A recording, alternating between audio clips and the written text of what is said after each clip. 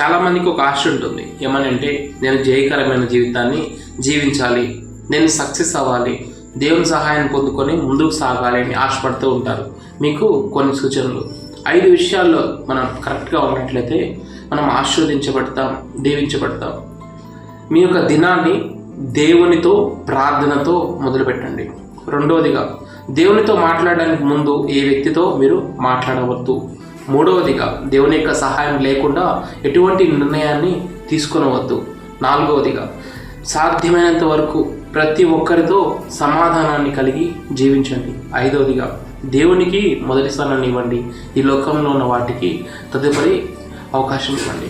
ఈ 5 విషయాల్లో మనం పడిపోకుండా, ఈ 5 విషయాల్లో మనం జాగ్రత్తగా ఉన్నట్లయితే జయకరమైన విజయవంతమైన జీవితాన్ని మనం జీవించగలం.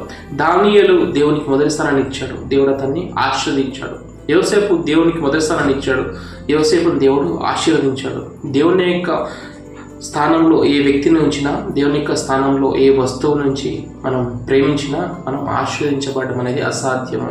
కాబట్టి దేవునికి మొదటి స్థానాన్ని ఇద్దాం, దేవుని మీదనే ఆశ పెట్టుకుందాం. ఆశ కలిగిన ప్రాణాన్ని ఆయన తృప్తిపరచడానికి చాలినవాడుగా ఉంటున్నాడు.